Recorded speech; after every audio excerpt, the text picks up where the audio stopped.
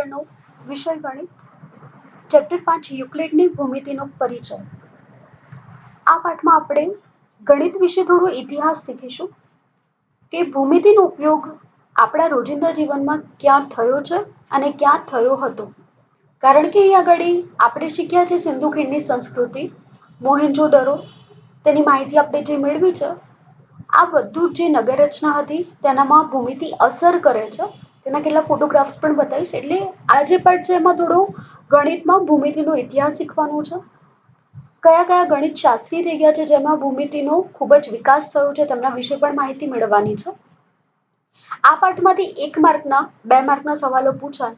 આ ઉપરાંત પૂર્વધારણાને સાબિત કરવાનું પણ પૂછાઈ શકે છે અને 5 માર્કનો કદાચ પૂછાઈ શકે દાખલો.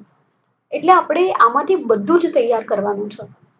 વિડીયોની ક્વોલિટી હાઈ રાખજો. થોડા પિક્ચર્સ હું તમને દેખાડીશ જે સિંધુ ખીણની સંસ્કૃતિના છે, જેમાં કેવી રીતે ભૌમિતિક આકારોનો ઉપયોગ થયો છે, નગર રચના કેવી રીતે છે, તેના ફોટોગ્રાફ્સ જોઈશું, ઇજિપ્ત વિશે માહિતી મેળવીશું, પિરામિડના ફોટોગ્રાફ્સ જોઈશું. એટલે થોડી વિડીયોની ક્વોલિટી હાઈ રાખજો તો તમને દેખાય. થોડી સ્વાધ્યાયના દાખલા પણ કરીશું. આમાં ઘણું બધું યાદ રાખવાનું છે તમારે અને સમજવાનું પણ છે. કઈ રીતે ભૂમિતિ આપણા જીવન સાથે સંકળાયેલી છે તેના વિશે પણ શીખવાનું છે. આપણે થોડું નાના ધોરણને યાદ કરી લઈએ. તો નાના ધોરણમાં ચિત્ર દોરતી વખતે એક કેવું આવતું હતું, કુદરતી દ્રશ્ય દોરો, સાથે સાથે કે ભૌમિતિક આકારો દોરો. આવો શબ્દ આવતો હતો, ભૌમિતિક આકારો દોરો, જેમાં આપણે ત્રિકોણ, વર્તુળ, લંબચોરસ, ચોરસ વગેરે ભેગું કરીને દોરતા અને પછી અલગ અલગ કલર પૂરતા હતા. તો અહીંયા આગળ આ જ બધી વસ્તુઓ શીખવાની છે. ત્રિકોણ, ચોરસ ને એવું નથી શીખવાનું, પણ એની જે શરૂઆત છે, બિંદુ છે, રેખા છે, જેની પાછળ ગણિત શાસ્ત્રીએ ઘણા બધા સંશોધન કર્યા પછી પોતાના સ્વયં સિદ્ધ સત્ય રજૂ કરેલા છે તેના વિશે શીખવાનું છે કે પોતે સિદ્ધ કરેલા વાસ્તવિક સત્યોને ગણિતની ભાષામાં રજૂ કરેલા છે. એને યાદ પણ રાખવાના છે, કારણ કે આ બધું ખરા ખોટામાં પૂછાઈ શકે, ખાલી જગ્યામાં પણ પૂછાઈ શકે છે, આ ઉપરાંત વિકલ્પમાં પણ પૂછાઈ શકે છે. હવે શરૂઆત આપણે ભૂમિતિની કરીએ. ભૂમિતિ માટે અંગ્રેજીમાં શબ્દ છે જ્યોમેટ્રી. ઘણા જીઓમેટ્રી પણ કહે છે અને જ્યોમેટ્રી પણ કહે છે. આ જે જ્યોમેટ્રી શબ્દ છે જે 2 ગ્રીક શબ્દના સંયોજનથી બનેલું છે, જેમાં જીઓ અને મેટ્રી. જીઓનો અર્થ પૃથ્વી અને મેટ્રીનો અર્થ માપવું થાય છે. અહીંયા આગળ જમીનના માપનની જરૂરિયાતમાંથી ભૂમિતિનો ઉદ્ભવ થયો છે. તમને ખબર જ હશે, જમીન માપવા માટે આવે છે, રોડ માપવા માટે આવે છે. એન્જિનિયરિંગ કરો છો ત્યારે બંધ બાંધવાનું હોય છે ત્યારે પણ જમીન માપવામાં આવે છે, કેટલું માપ લેવાનું છે, કેટલી લંબાઈનો બંધ બાંધવો છે તેના માટે પણ માપ લેવું જરૂરી છે. ઘર બાંધવાનું હોય છે ત્યારે પણ પહેલા નકશો બનાવવો પડે છે. કેટલો ચોરસ ભાગ, કઈ રીતનું લંબચોરસ દોરવાનો, કઈ રીતના રૂમ હશે, ઓરડા હશે, તેના વિશે એ લોકો માહિતી મેળવે છે. આમ દરેક જગ્યાએ માપનનો સમાવેશ તો થાય જ છે. હવે અહીં આગળ વાત કરી છે આપણી પ્રાચીન સંસ્કૃતિની, જેમાં પણ ગણિતની શાખાનો અભ્યાસ વિવિધ રીતે થયો છે. અહીં આગળ વાત કરી છે ઇજિપ્ત, બેબીલોનિયા, ચીન, ભારત, ગ્રીસ, ઇકાન્સ વગેરેના સમયની સંસ્કૃતિની. અને આ જે સંસ્કૃતિમાં શોધખોળ કરીને મળ્યું છે ને, જેમાં વ્યવહારિક સમસ્યાનો સામનો કરવા માટે ભૂમિતિના વિકાસની જરૂરિયાત થઈ છે. એટલે કયા કયા દેશોની સંસ્કૃતિમાં ભૂમિતિનો ઉપયોગ થયો છે? તો ઇજિપ્ત, બેબીલોનિયા, ચીન, ભારત, ગ્રીસ અને ઇકાન્સ જેવી તે સમયની સંસ્કૃતિના લોકોને પડતી વ્યવહારિક સમસ્યાના નિરાકરણ માટે ભૂમિતિનો વિકાસ થયો. હવે વાત કરી લઈએ, ઇજિપ્તનું નામ આપ્યું છે, તો ઇજિપ્ત ક્યાં આગળ આવી છે? તો ધ્યાન રાખજો, ઇજિપ્ત છે તે આફ્રિકાનો જે દક્ષિણ આફ્રિકાનો વિસ્તાર છે ત્યાં આગળ ઇજિપ્ત આવેલું છે, દેશ છે, તમે જોઈ શકો છો. આગળ એમને વાત કરી હતી બેબીલોનિયાની. આ જે વિસ્તાર છે ને બેબીલોનિયાનું છે, જોઈ શકો છો ઇજિપ્ત અહીંયા આગળ લખેલું છે, તેની પાસેનો જ વિસ્તાર છે. બરોબર, આટલો આખો વિસ્તાર કોનો છે? બેબીલોનિયાનો છે. એના પછી વાત કરી હતી ગ્રીસની. આ જોઈ શકો છો, ગ્રીસનો નકશો છે. ગ્રીસ પછી ચીન. તમને ખબર છે ભારતનો પાડોશી દેશ ચીન છે. ચીન અને ભારત બંનેનો સમાવેશ થઈ ગયો છે. આ ઉપરાંત અહીંયા આગળ જે ઇકાન્સની વાત કરી હતી, આ જે વિસ્તાર દર્શાવવામાં આવ્યા છે ને પોઈન્ટ કરીને, એટલા વિસ્તારમાં ફેલાયેલી સંસ્કૃતિની વાત કરવામાં આવી છે. પાઠ ઉપર જઈએ છે. અહીંયા એક ઉદાહરણ આપ્યું છે નાઇલ નદીનું, કે ઉદાહરણ તરીકે જ્યારે નાઇલ નદીમાં પૂર આવતું ત્યારે આસપાસ ક્ષેત્રના જમીન માલિકોની ખેતરની સાથે જોડાયેલી સીમાનો નાશ થઈ જતો. આવી પૂર હોનારત પછી સીમાની પુનઃ સ્થાપના કરવામાં આવતી આ હેતુ માટે ઇજિપ્તના નાગરિકોએ ક્ષેત્રફળની ગણતરી માટેના સરળ નિયમ અને સરળ રચના કરવા માટે ભૌમિતિક તકનીક વિકસાવી. આ એક ઉદાહરણ સ્વરૂપે જ રજૂ કરવામાં આવ્યું છે કે વારીઘડી નાઇલ નદીમાં પૂર આવતું હતું અને તમને નકશામાં દેખાડું છું, જોઈ લો છો. ઇજિપ્તની પાસેથી જ નાઇલ નદી નીકળે છે. આથી ઇજિપ્તના નાગરિકોને નાઇલ નદીના પૂરના લીધે જે હોનારતનો સામનો કરવો પડતો હતો, જેટલી પણ તેમના ખેતરની સીમાઓ હતી તે બધાનો નાશ થઈ જતો હતો. તેના માટે પુનઃસ્થાપના માટે તેમને ક્ષેત્રફળની કેટલીક સરળ રચના કરી હતી. ધાન્ય ભંડારના ઘનફળની ગણતરી તથા પિરામિડના આર્ચેડ માટે નહેર અને પિરામિડના બાંધકામ માટે ભૂમિતિના જ્ઞાનનો ઉપયોગ કરતા હતા. એટલે શાના માટે ભૂમિતિનું જ્ઞાન વાપરતા હતા? એક માર્કનો સવાલ બનાવવો હોય તો પૂછાઈ શકે આમાંથી. અલગ અલગ દેશના નામ પણ પૂછી શકે છે. તો અહીંયા આગળ વાત કરી છે કે ધાન્ય ભંડારના ઘનફળની ગણતરી કરવા માટે અને પિરામિડના આર્ચેજ માટે પણ, નહેરો માટે પણ ભૂમિતિનો એ લોકો ઉપયોગ કરતા હતા. પિરામિડ બધાએ જોયો છે. ફરીથી આપણે પિરામિડ વિશે માહિતી મેળવી લઈએ છીએ. પિરામિડનું અહીંયા આગળ તમને એક એક્ઝામ્પલ આપેલું છે, તમે જોઈ શકો છો. પિરામિડનો ઉપરની તરફ આમ ટોચ હોય છે. અહીંયા આર્ચેજ આપ્યું છે એટલે અડધો ભાગ આપ્યો છે. તમે જોઈ શકો છો આકૃતિ દેખાય છે તમને? એક સમતલ આપેલું છે, સપાટી છે, લંબચોરસ છે, સમલંબ છે. આ રીતનો આર્ચેજ તમે જોઈ શકો છો. આમ પિરામિડ એક ઘન આકૃતિ છે જેનો પાયો કાં તો ત્રિકોણ, ચોરસ કે અન્ય બહુકોણ હોઈ શકે છે અને બાજુની સપાટી ઉપર એક બિંદુમાં મળતા ત્રિકોણ બનાવે છે. આમ ઉપરની તરફ જશો એટલે કયું આવશે? ત્રિકોણની રચના આવશે. ફોટામાં જોઈ લો એટલે ખબર પડશે કે કઈ રીતે ત્રિકોણની રચના આવે છે. આજે વચ્ચે જે નદી નીકળે છે ને, નાઇલ નદી નીકળે છે અને જોઈ શકો છો ઇજિપ્ત લખેલું છે. આ નાઇલ નદી અહીંથી નીકળે છે, લખેલું છે નાઇલ, બરોબર. હવે અહીં આગળ વાત કરીએ છીએ ઇજિપ્તના પિરામિડની. તમે જોયેલું છે આ રીતનું પિરામિડ હોય છે ને એની ટોચ દેખજો ત્રિકોણ આકારની હોય છે.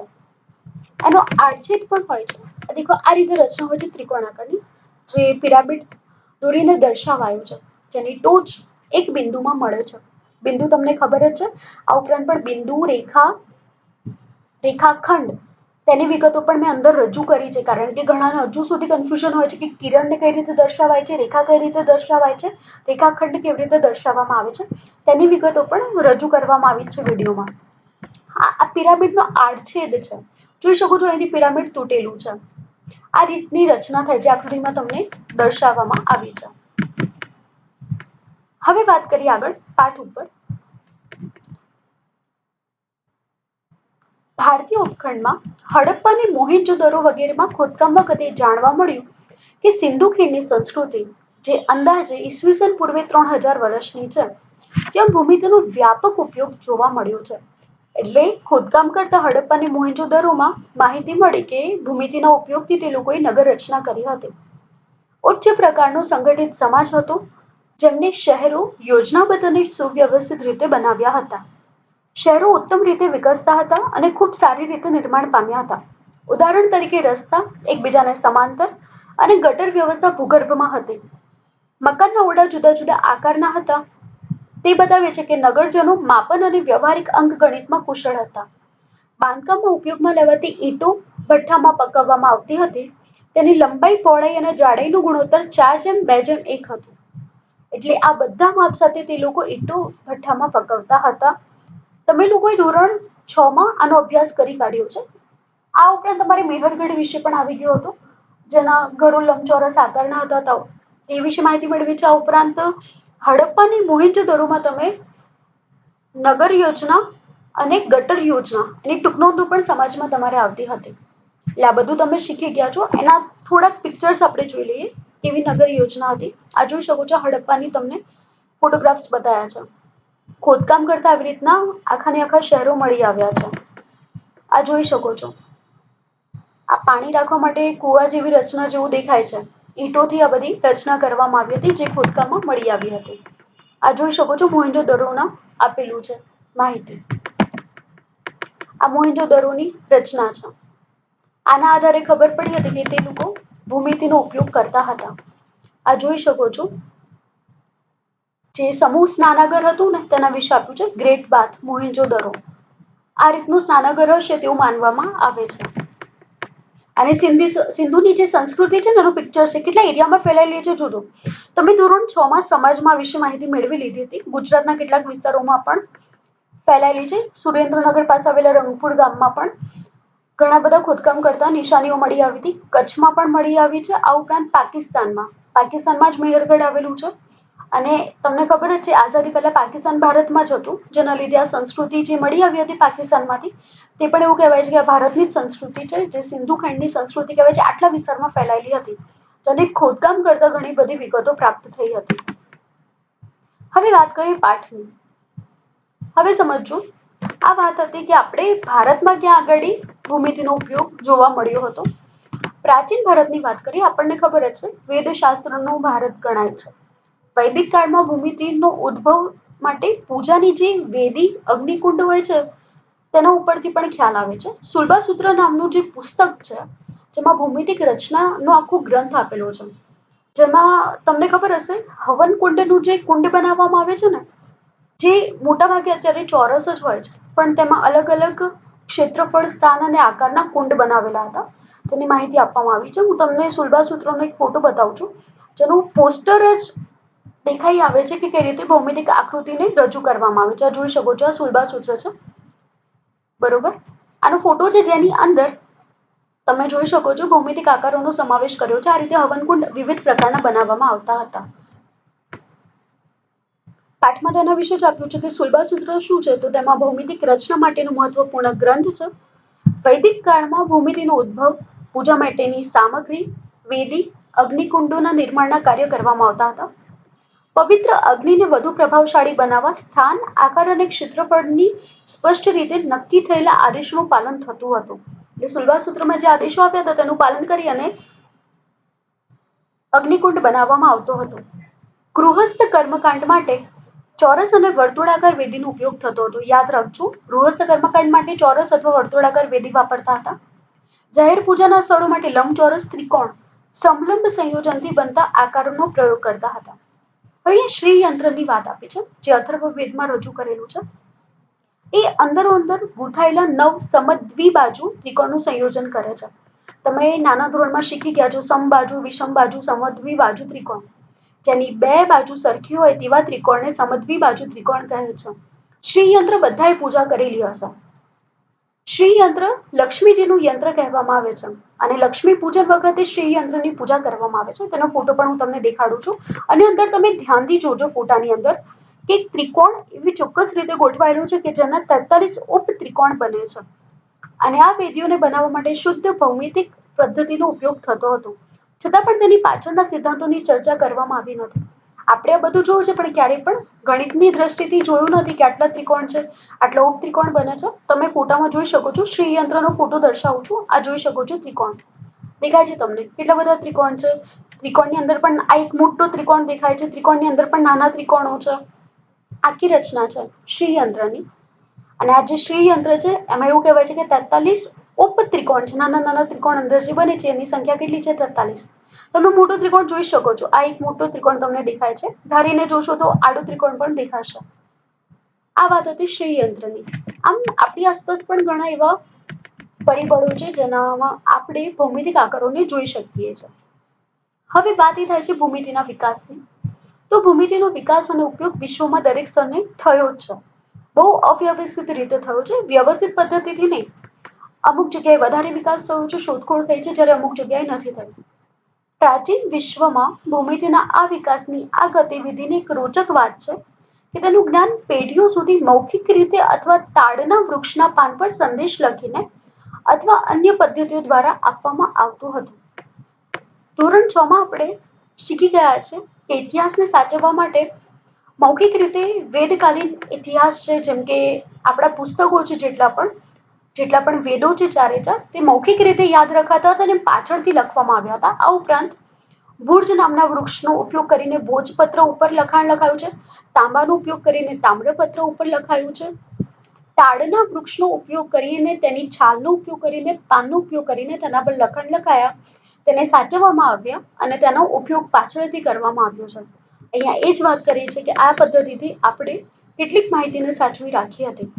આ ઉપરાંત આપણને એ પણ જોવા મળે છે કે બેબીલોનિયન સંસ્કૃતિમાં ભૂમિતિ ખૂબ વ્યવહારલક્ષી દ્રષ્ટિકોણના વિષય સુધી સીમિત હતી. એટલે ત્યાંની જે સંસ્કૃતિ છે તેમાં ભૂમિતિનો ઉપયોગ થતો હતો, પરંતુ વ્યવહારલક્ષી થતો હતો. તેમજ આવું જ ભારત અને રોમમાં પણ થયું કે વ્યવહારલક્ષી ભૂમિતિનો ઉપયોગ કર્યો છે. ઇજિપ્તવાસીઓ દ્વારા વિકાસ પામેલી ભૂમિતિમાં મુખ્યત્વે પરિણામોનું કથન જ સમાવેશ થતો હતો. એટલે જે એનું પરિણામ હોય છે તેનો જ સમાવેશ કરેલો છે. વિધિ પ્રક્રિયાનો વ્યાપક નિયમ આપવામાં આવ્યા નથી. એટલે ઇજિપ્તમાં પણ જેટલી પણ ભૂમિતિનો ઉપયોગ થયો છે, પિરામિડ જોયા છે જેમાં પણ તે લોકોએ ભૂમિતિનો ઉપયોગ કર્યો છે. આ બધી જ ભૂમિતિનું જે નિર્ણય છે, જે પ્રક્રિયા છે તે રજૂ કરવામાં નથી આવી, પરંતુ તેનું જે રિઝલ્ટ જોવા મળે છે, જે અંતિમ વિકાસ છે તે દર્શાવવામાં આવ્યું છે. ખરેખર બેબીલોન અને ઇજિપ્તવાસી ભૂમિતિનો ઉપયોગ મોટાભાગે વ્યવહારિક કાર્ય માટે જ કર્યો હતો. એક ક્રમબદ્ધ વિજ્ઞાનના રૂપમાં વિકસિત કરવા માટે ખૂબ જ ઓછું કામ થયું છે. એ ક્રમબદ્ધ રીતે ગણિતનો જે સમાવેશ કરવાનો હોય છે, ગાણિતિક વિજ્ઞાનનો રૂપમાં રજૂ કરવાની હોય છે તેવું કામ થયું નથી. વ્યવહારિક દ્રષ્ટિકોણથી બધાએ ભૌમિતિક આકારોનો ઉપયોગ કર્યો હતો. પરંતુ ગ્રીક જેવી સંસ્કૃતિમાં આ તર્ક પર ભાર આપવામાં આવ્યો હતો કે કેટલીક રચના કઈ રીતે થાય છે. અને આ ગ્રીસવાસીઓ, જે ગ્રીસનો દેશ હોય ને, બરોબર, તેની જ વાત કરી છે. અને જેને ગ્રીક પણ કહેવાય છે. રુચિ અને અનુમાનિત તર્કનો ઉપયોગ કરતા અને સ્થાપિત કરેલા વિધાનોની સત્યાર્થતા ચકાસવામાં આવતી હતી. એટલે તેમને શું કર્યું, આ જેટલો પણ ગણિતનો ઉપયોગ વ્યવહારિક દ્રષ્ટિકોણે કરીએ છીએ ને, તેનો અલગ અલગ પદ્ધતિથી તર્ક કરી અને વિધાનોની સત્યાર્થતા ચકાસી છે કે આપણે જે આ ક્રિયા કરી છે તે યોગ્ય છે, યથાર્થ છે, સત્ય છે કે નહીં. એટલા માટે ગ્રીસવાસીઓમાં સૌથી વધારે સંશોધન ગણિતના વિષયમાં થયું છે. અહીંયા ગ્રીક શાસ્ત્રીની વાત કરી છે, થેલ્સની. આ વાતનું શ્રેય તેમના ઉપર જાય છે, કારણ કે સૌથી પહેલા જ્ઞાત સાબિતી તેમને આપી હતી. આ સાબિતી કથનની હતી કે વર્તુળનો વ્યાસ વર્તુળને સમવિભાજિત કરે છે, બે સમાન ભાગમાં વિભાજિત કરે છે. સમવિભાજિત નો શું થાય? બે સમાન ભાગમાં વિભાજિત કરવી. તો તમને ખબર છે, વર્તુળ છે તેનો વ્યાસ બે અર્ધવર્તુળ બનાવે છે. અર્ધવર્તુળને ભેગા કરો તો આખું વર્તુળ બને છે. આ વર્તુળનો વ્યાસ એ વર્તુળને સમવિભાજિત એટલે કે બે ભાગમાં કરે છે. બાજુમાં તમને ફોટો થેલ્સનો આપ્યો છે. થેલ્સના એક પ્રસિદ્ધ શિષ્ય પાયથાગોરસ હતા, જેનો પ્રમેય વિશે તમે ચેપ્ટર 1માં શીખી ગયા છો. પાયથાગોરસનો પ્રમેય પણ પહેલા તમારે આવી ગયો છે. આ જે પાયથાગોરસ હતા તેમના ગુરુ કોણ હતા? થેલ્સ. યાદ રાખજો, બધા નામ છે ને એક માર્કના સવાલમાં પૂછાઈ શકે છે. તેમનું નામ તમે ચોક્કસ સાંભળ્યું છે. પાયથાગોરસ અને તેમના સાથીઓ અનેક ભૌમિતિક ગુણધર્મોની શોધ કરી અને તેનો વિવિધ સિદ્ધાંતોનો વિકાસ કર્યો. આ પ્રક્રિયા 300 વર્ષ સુધી ચાલુ રહી. વિચાર કરજો, કેટલા વર્ષ સુધી? 300 વર્ષ સુધી ચાલુ રહી છે. આ સમયે ઇજિપ્તના એલેક્ઝાન્ડ્રિયાના એક ગણિત શિક્ષક, ઇજિપ્તમાં જ વિસ્તાર છે એલેક્ઝાન્ડ્રિયા, તમને મેપમાં દેખાડું છું, દર્શાવું છું આખું એલેક્ઝાન્ડ્રિયા ક્યાં છે. તેને એક ગણિતના શિક્ષક હતા, યુક્લિડ. સ્પેલિંગ EU છે, પણ ઈ સાયલેન્ટ છે, બોલાતું નથી, યુક્લિડ બોલાય છે. યુક્લિડના નિયમો જે આ પાઠમાં તમારે શીખવાના છે, તેમની શોધખોળ આમને જ કરી છે. એટલે ધ્યાન રાખજો, બોલવામાં થોડા ઉચ્ચારણમાં સ્પેલિંગ થી થાય છે, પણ નામ યુક્લિડ છે. તે સમય સુધી જાણીતા ગણિતના બધા જ જ્ઞાનને એકત્રિત કર્યું. એટલે આમણે શું કર્યું? જેટલી પણ શોધખોળ પાયથાગોરસે કરી છે, થોમ્સે કરી છે, એ બધી જ શોધખોળ જે એક પુસ્તકમાં બધા જ જ્ઞાનને એકત્રિત કર્યું હતું. ધ્યાન રાખજો, આ થેલ્સની શોધખોળ, પાયથાગોરસની શોધખોળ યુક્લિડે એક પુસ્તકમાં એકત્રિત કરી, જેને એલિમેન્ટ્સ નામના પ્રસિદ્ધ ગ્રંથમાં વ્યવસ્થિત રૂપે રજૂ કર્યું. કયા નામનું? એલિમેન્ટ્સ. હવે આ જે એલિમેન્ટ્સ, એમાં ટોટલ કેટલા ચેપ્ટર હતા? 13 પ્રકરણ હતા. એલિમેન્ટ્સના પ્રકરણ કેટલા? 13. તેમાંથી પ્રત્યેક પુસ્તક માનવામાં આવે છે. વિચાર કરો, એને એટલું બધું સંશોધન કર્યું કે આ જે પ્રત્યેક પ્રકરણ છે ને, એ પ્રત્યેક પુસ્તક બને છે તેટલું વિશાળ હતું. આ પુસ્તક સમગ્ર વિશ્વના ભૂમિથી સંબંધિત સમજણને આવનારી પેઢી સુધી પ્રભાવિત કરશે. અને આ જે તમને સંશોધન કર્યું ને ભૂમિતિ રજૂ કરી, તે આવનારી પેઢી સુધી કામમાં લાગે છે. આજે યુક્લિડની જે શોધખોળ છે ને, તેના વિશે જ અહીંયા આગળ શીખવાનું છે. યુક્લિડના સમયમાં ગ્રીસના ગણિતશાસ્ત્રી હતા, જેમાં તે રહેતા હતા. તે વિશ્વના એક અમૂર્ત મોડેલ તરીકે ભૂમિતિને કલ્પી હતી, જેમાં બિંદુ, રેખા, સમતલ સપાટી વગેરેની ધારણા સ્થાપિત કરવામાં આવી હતી. અવકાશ અને તેની આસપાસ ઘન પદાર્થનો અભ્યાસ, ઘન પદાર્થની અમૂર્ત ભૂમિતિની સંકલ્પના વિકસિત કરી છે. અને એક ઘન પદાર્થ આકાર છે, માપ અને સ્થાન છે, એક સ્થાનેથી બીજા સ્થાન સુધી લઈ જઈ શકાય છે. આ સીમાઓને પૃષ્ઠ કહે છે. યાદ રાખજો, પૃષ્ઠ શબ્દ આવે છે. પૃષ્ઠ નંબર તમે સાંભળ્યું હશે, પેજ નંબર પણ કહેવાય છે.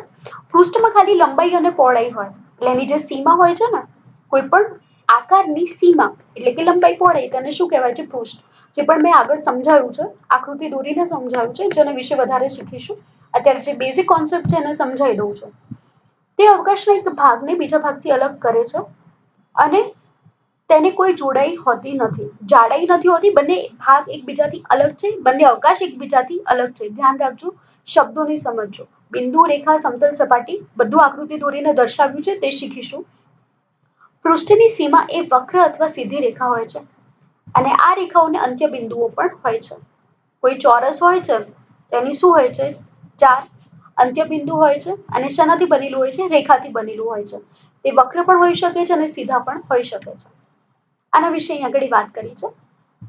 આપણે જે વિસ્તારનું નામ હમણાં જોયું હતું ને, આ તાડ, ઘણાએ તાડ વૃક્ષ સાંભળ્યું છે, જોયું નથી તો આ ફોટો છે તેનો. ઇજિપ્તમાં એલેક્ઝાન્ડ્રિયા અહીં આગળ આવેલું છે, બરોબર. આ વિસ્તાર એલેક્ઝાન્ડ્રિયા, બરોબર. આ ભૌમિતિક આકારો છે, તમને ખબર જ છે. જે વાત કરી આ પૃષ્ઠમાં જોઈ શકો છો, આ 4 રેખાઓથી બનેલું હોય છે અને અંત્ય બિંદુઓ હોય છે. આગળ આકૃતિ છે જેમાં વધારે વિશેષતાથી સમજાવીશ. હવે આ યુક્લિડે છે ને પોતાના એલિમેન્ટ્સના જે પુસ્તકમાં પ્રકરણ 1માં 23 વ્યાખ્યા આપી છે. એમાંથી કેટલીક વ્યાખ્યા અહીં આગળ રજૂ કરી છે. આ બધી તમારે યાદ રાખવાની છે વ્યાખ્યાઓ વિશે. અહીં આગળ પરિમાણ વિશે પણ કીધું છે કે ઘન પદાર્થના બિંદુ, ઘન પદાર્થ, સમતલ, રેખા અને બિંદુ ના 3 ચરણનો વિચાર કરવાનો. પ્રત્યેક ચરણમાં આપણે વિસ્તરણથી વંચિત થઈએ છીએ અને આપણે પરિમાણ તેને કહીએ છીએ.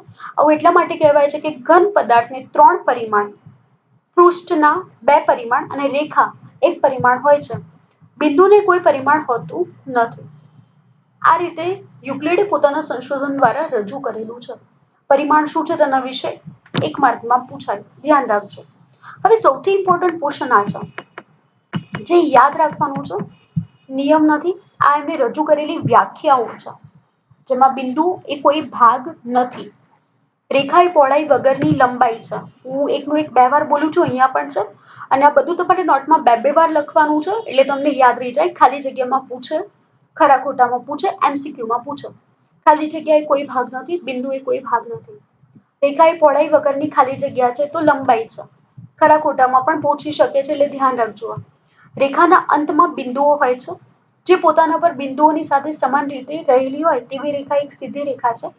પૃષ્ઠને માત્ર લંબાઈ અને પહોળાઈ હોય છે. પૃષ્ઠની ધાર રેખા હોય છે. જે સપાટી પોતાના પરની સીધી રેખાને એક સાથે એક સમાન રીતે રહેલી હોય તેવી સપાટી સમતલ છે. હવે આના વિશે હવે પાઠમાં શીખી લઈએ. યુક્લિડે પોતાના પુસ્તક એલિમેન્ટમાં ભૂમિતિમાં 13 પ્રકરણ લખ્યા હતા, જેમાં પ્રથમ પ્રકરણમાં 23 વ્યાખ્યા આપી હતી, જેમાંથી કેટલીક નીચે મુજબ છે. બિંદુને કોઈ ભાગ નથી. બિંદુ કેટલાકને ખબર નથી હોતો, અહીંયા આગળ દોરીને દર્શાવ્યું છે, આને બિંદુ કહેવાય છે. કિરણ આને કહેવાય છે, જેને એક તીર હોય તો એને કિરણ કહેવાશે અને જે અનંત હોય છે. ખ્યાલ રાખજો, રેખા અનંત હોય છે. આ રેખા છે તો બંને બાજુ તીર હશે. રેખાખંડ, રેખાખંડ હોય છે તો આ રીતે છેલ્લે 2 અંત્ય બિંદુ હોય છે અને રેખાખંડ એ રેખાનો જ ભાગ હોય છે. યાદ રાખજો, રેખાખંડ કોનો ભાગ છે? રેખાનો જ ભાગ છે.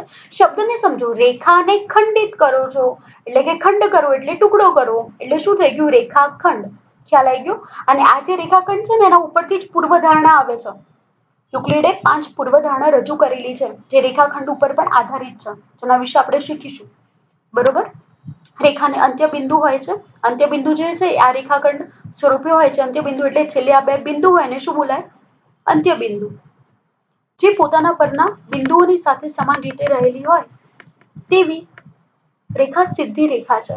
યાદ રાખજો, જે પોતાના પરના બિંદુઓની સાથે સમાન રીતે રહેલી હોય તેવી રેખા સીધી રેખા છે. પૃષ્ઠની માત્ર લંબાઈ અને પહોળાઈ હોય છે. પૃષ્ઠની ધાર રેખા હોય છે. જે સપાટી પોતાના પરની સીધી રેખાની સાથે એક સમાન રીતે રહેલી હોય તેવી સપાટી સમતલ છે. અહીં આકૃતિ સાથે આ જ વસ્તુને સમજાવી છે, ધ્યાન રાખજો. પૃષ્ઠની વાત કરી, જોયું, એની ધાર શું છે? રેખા. તો આવી ગઈ. અને શું હોય છે? લંબાઈ અને પહોળાઈ. જોઈ લીધું. પૃષ્ઠનું ગુજરાતી પેજ પણ થાય છે. પાના નંબર જે કહીએ છીએ ને એને પૃષ્ઠ પણ કહેવાય છે, પૃષ્ઠ નંબર પણ બોલાય છે.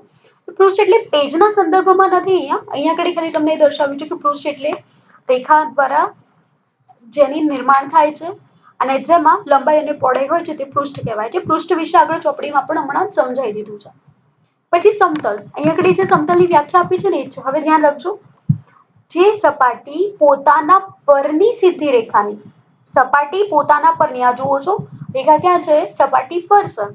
રેખા સાથે એક સમાન રીતે રહેલી હોય તેવી સપાટી સમતલ છે. તો આ બધી જ કેવી રીતે રેખાઓ રહેલી હશે?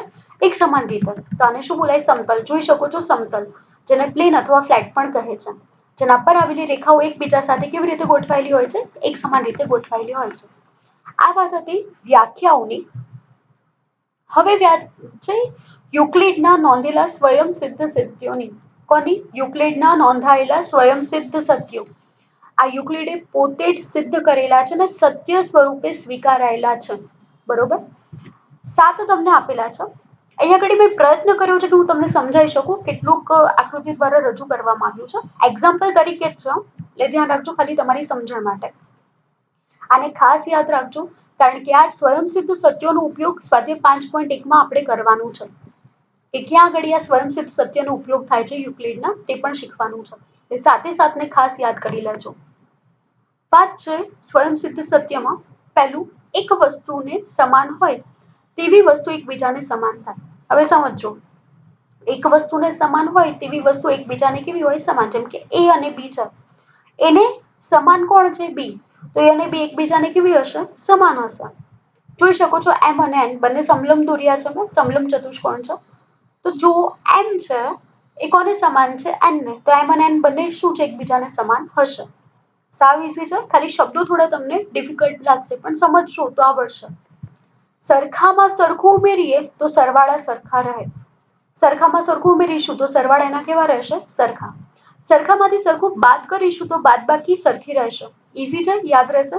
સરખામાં સરખું ઉમેરીએ તો સરવાળા સરખા, સરખામાંથી સરખું બાદ કરીએ તો બાદબાકી સરખી, અર્થાત શેષ પણ સરખું આવશે. એકબીજાને બંધ બેસતી આવતી વસ્તુ એકબીજાને સરખી થાય. બંધ બેસતી. બંધ બેસતી શબ્દનો અર્થ સમજજો.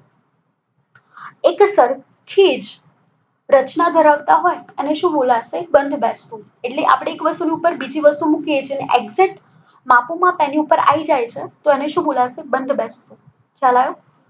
ધોરણ 9 ની ગણિતની ચોપડીની ઉપર ધોરણ 9 ની ગણિતની ચોપડી બીજી મૂકશો તો એ શું થશે? બંધ બેસતી. આમ એકબીજાની બધી જ આકૃતિ આખી કેવી થશે? સરખી થશે. માપ કેવું થશે? સરખું. આમ એકબીજાને બંધ બેસતી આવતી વસ્તુ એકબીજાની સરખી થાય. ખબર પડી ગઈ? આખું તેના ભાગ કરતા મોટું હોય છે, તમને ખબર જ છે. આખું હોય તેનો ભાગ કરો તેની તો કેવું થશે? મોટું થશે ને. જેમ કે એક છે અને અડધું છે. અડધો એ કોનો ભાગ છે? એકનો જ ભાગ શું છે? અડધો છે. તો આખું એક છે અડધા કરતા કેવું હશે? મોટો હશે. એટલે આખું તેના ભાગ કરતા મોટું હોય છે. સરખી વસ્તુના બમણા એકબીજાને સમાન થાય. સરખી વસ્તુના શું કરવાના છે? બમણા કરવાના છે. તો તે એકબીજાને કેવા હશે? સમાન હશે. સરખી વસ્તુના અડધા એકબીજાને સમાન થાય. બરોબર? હવે આગળ એ જ વાત કરી છે પૂર્વધારણામાં. પહેલા પૂર્વધારણા હું સમજાઈ દઉં છું, પછી આપણે વાત કરીશું સ્વાધ્યાય 5.1 ની. કારણ કે જો પૂર્વધારણા આવડશે તો સ્વાધ્યાય 5.1 આવડશે. બહુ ઈઝી છે, બિલકુલ અઘરું નથી. ધ્યાનથી સમજશો તો આવડશે. અને ભૂમિતિ અઘરો વિષય નથી. ઘણાને ભૂમિતિની આકૃતિ જોઈને બીક લાગી કે આ પૂર્વધારણા શું છે, પ્રમેયો શું છે. પરંતુ તમને બેઝિક આવડે તો પ્રમેયો પણ આવડશે, પૂર્વધારણા પણ આવડશે. હવે તમને પહેલી જે પૂર્વધારણા આપી છે એમાં રજૂઆત આવી કરેલી છે કે એક બિંદુમાંથી બીજા બિંદુ સુધી થઈને પસાર થતી એક સીધી રેખા દોરી શકાય છે. સમજો, એક બિંદુમાંથી બીજા બિંદુ સુધી પસાર થઈને એક સીધી રેખા દોરી શકાય છે. જેના ઉપરથી 5.1 પૂર્વધારણા આપેલી છે. આજે પૂર્વધારણા 5.1 છે ને એમાં રજૂઆત કરી રહી છે કે આપેલ બે ભિન્ન બિંદુઓ છે તેમાંથી પસાર થતી અનન્ય રેખા હોય છે. જોઈ શકો છો બે ભિન્ન બિંદુ છે, કયા છે? પી અને ક્યુ. જેમાંથી પસાર થતી કેવી રેખા છે? અનન્ય એક રેખા પસાર થાય છે. અન્ય રેખાઓ પણ પસાર થાય છે. જોઈ શકો છો ક્યુ બિંદુમાંથી ઘણી બધી રેખા પસાર થાય છે. પણ ક્યુ માંથી પણ પસાર થાય અને પી માંથી પણ પસાર થાય તેવી એક રેખા અનન્ય રેખા મળે છે. આ છે પૂર્વધારણા 1 અને પૂર્વધારણા 1 નો 5.1 માં રજૂઆત કરવામાં આવી છે. આમ 1 અને 5.1 સિમિલર જ છે, ખાલી કહેવાનો દ્રષ્ટિકોણ અલગ રાખ્યો છે. જોઈ શકો છો કે એક બિંદુમાંથી બીજા બિંદુ સુધી થઈને પસાર થતી એક સીધી રેખા દોરી શકાય છે. જો એક બિંદુમાંથી પસાર થતી એટલે કે પી માંથી પસાર થતી કઈ રેખા છે? ક્યુ. એક સીધી રેખા દોરી શકાય છે. આ પૂર્વધારણા તમને રજૂ કરી છે યુક્લિડે. 5.1 માં એવી રજૂઆત કરી છે કે બે ભિન્ન બિંદુઓમાંથી પસાર થતી અનન્ય રેખા હોય છે. એટલે બે ભિન્ન બિંદુ હશે તેમાંથી પણ એક રેખા પસાર થશે. આ પદ્ધતિ પૂર્વધારણા 1 ની. જે મેં આગળ રેખાખંડની વાત કરી હતી ને તે અહીંયા આગળ રજૂઆત કરવામાં આવી છે પૂર્વધારણા 2 માં.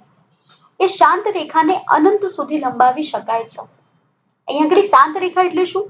યુક્લિડ છે ને એ રેખાખંડને શાંત રેખા કહેતા હતા. એટલે શાંત રેખા એટલે શું થાય? રેખાખંડ જ થાય છે. એટલે ધ્યાન રાખજો, એવું કહી શકાય આપણાથી કે એક રેખાખંડને બંને તરફ લંબાવતા એક રેખા બનાવી શકાય. જોઈ શકો છો એ અને બી રેખાખંડ છે અને રેખાને શું કરી છે? લંબાવી છે.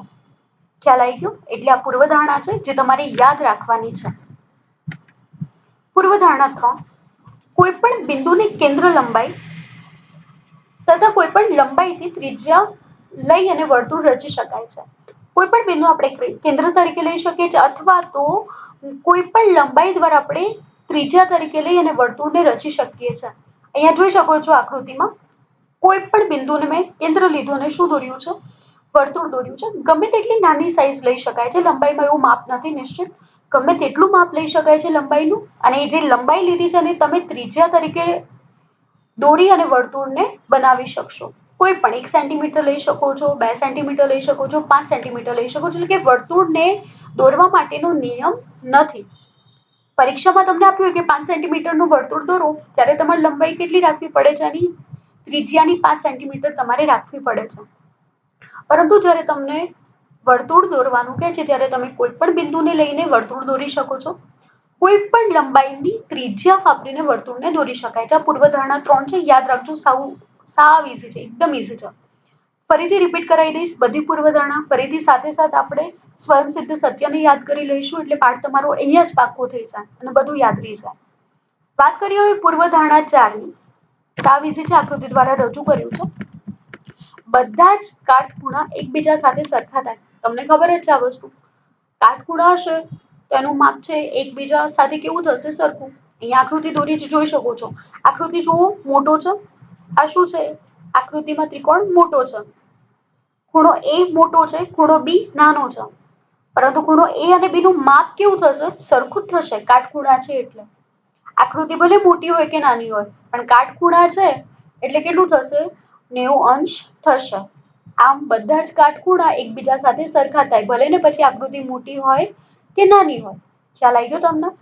એટલે યાદ રાખજો પૂર્વધારણા 4, બધા જ કાટખૂણા એકબીજા સાથે સરખા થાય છે.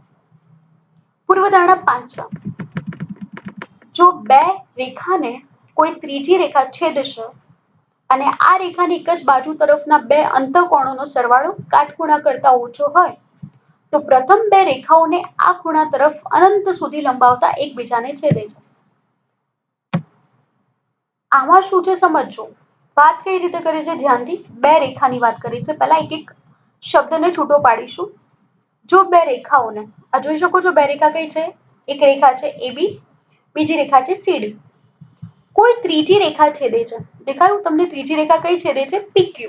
ફરીથી બે રેખા કઈ? AB, CD. કોણ છેદે છે? PQ. તેના અંતઃકોણો બને છે. જોઈ શકો છો અંતઃકોણ. એક બે દેખાય છે. અંદરના તરફના ખૂણા એને શું બોલાય? અંતઃકોણ. અંદરનું દેખાય છે ને ખૂણો, એને શું બોલાશે? અંતઃકોણ. તો જોઈ શકો છો 1 અને 2 નંબર આપ્યા છે, શું છે? અંતઃકોણ છે.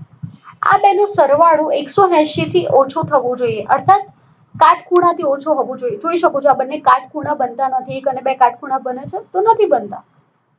કાટખૂણા નથી બનતા તો માપ કેટલું થશે? 180 થી ઓછું થશે. જે કાટખૂણા કરતા બંનેનું માપ કેવું છે? ઓછું. તો આ જે રેખાઓને અનંત સુધી લંબાઈશું તો એકબીજાને શું કરશે? છેદશે. આ પૂર્વધારણા છે. અને આ જ પૂર્વધારણાના આધારે સ્વાધ્યાય 5.2 પણ છે. એટલે ધ્યાન રાખજો, આ પૂર્વધારણા 5 ને ખાસ સમજજો. આ પૂર્વધારણા યાદ રાખજો. આ 5મી પૂર્વધારણાને આધારે છે ને અયુક્લિડ ભૂમિતિ તમારે શીખવાની છે. હવે ફરીથી એકવાર સમજાવું છું. બે રેખા કઈ? AB, બીજી રેખા CD.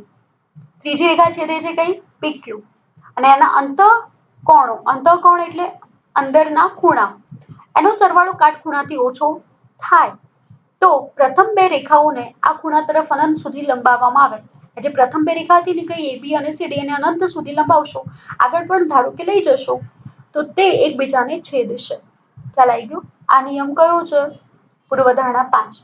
અને આગળ 5.2 શીખવાનું છે, જેમાં યુક્લિડની આ 5મી પૂર્વધારણાના સમકક્ષ વિધાન પણ શીખવાના છે અને અયુક્લિડ ભૂમિતિ પણ શીખવાની છે. ખ્યાલ આવ્યો? કારણ કે યુક્લિડની ભૂમિતિ છે ને ખાલી સમતલ માટે જ વપરાશે.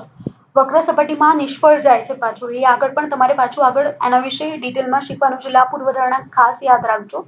ઇઝી છે, અઘરું નથી. ફરીથી 5 પૂર્વધારણા લઈ લઈએ છે. પહેલી પૂર્વધારણા એ પહેલા આપણે સ્વયંસિદ્ધ સત્ય જોઈ લઈએ. એક વસ્તુને સમાન હોય તેવી વસ્તુ એકબીજાને પણ સમાન હોય. સરખામાં સરખું ઉમેરીએ તો સરવાળા સરખા રહે. સરખામાંથી સરખા બાદ કરીએ તો બાદબાકી સરખી રહેશે. એકબીજાને બંધ બેસતી આવતી વસ્તુ એકબીજાને સરખી થાય. આખું તેના ભાગ કરતા મોટું હોય. સરખી વસ્તુના બમણા એકબીજાને સમાન થાય. સરખી વસ્તુના અડધા એકબીજાને સમાન થાય. પૂર્વધારણા એક લઈ લઈએ. એક બિંદુમાંથી બીજા બિંદુ સુધી થઈને પસાર થતી એક સીધી રેખા દોરી શકાય છે. આપેલ બે ભિન્ન બિંદુઓમાંથી પસાર થતી અનન્ય રેખાઓ છે, જે પૂર્વધારણા 5.1 છે. પૂર્વધારણા 2 ખાસ યાદ રાખજો. શાંત રેખાને અનંત સુધી લંબાવી શકાય છે. એક્ઝામમાં 1 માર્કમાં પૂછી શકે, યુક્લિડના મતે શાંત રેખા એટલે શું? તો શાંત રેખા એટલે રેખાખંડ થાય છે. આથી કહી શકાય કે એક રેખાખંડને બંને તરફ લંબાવતા એક રેખા બનાવી શકાય છે. પૂર્વધારણા 3 ની વાત કરી લઈએ, જે વર્તુળ પર આધારિત છે કે કોઈ પણ બિંદુને કેન્દ્રને લઈ, એટલે કે કોઈ પણ બિંદુને કેન્દ્ર તરીકે લઈને અથવા કોઈ પણ લંબાઈની ત્રિજ્યા લઈને વર્તુળને દોરી શકાય છે, રચી શકાય છે. પૂર્વધારણા 4 બધા જ કાટખૂણા એકબીજા સાથે સરખા થાય છે. પૂર્વધારણા 5 ખાસ ફરીથી એરો જ્યાં જાય છે ત્યાં ધ્યાન રાખજો. બે રેખાઓ એ અને બી છે અને બીજી કઈ છે સી અને ડી. એ કોઈ ત્રીજી રેખા છેદે એટલે કે PQ છેદે છે, તો આ રેખાથી એક બાજુના અંતઃકોણ દેખાય છે. એક બાજુના બે અંતઃકોણ 1 અને 2 છે, જેનો સરવાળો કાટખૂણા કરતા ઓછો હોય. જોઈ શકો છો, આ લઘુકોણ છે ખૂણો, બીજો ખૂણો લઘુકોણ છે. આથી કાટખૂણા કરતા ઓછું માપ હશે. તો પ્રથમ બે રેખાઓ આ ખૂણા તરફ અનંત સુધી લંબાવવામાં આવે. દેખાય છે? આ બે રેખાઓને ખૂણા તરફ અનંત સુધી લંબાવવામાં આવે તો એકબીજાને છેદશે. જોઈ શકો છો, એ અને બી આટલી જ રેખા છે, મેં આગળ તરફ લંબાઈ છે બ્લુ કલરથી. એકબીજાને આગળ જતા શું થાય છે? છેદે છે.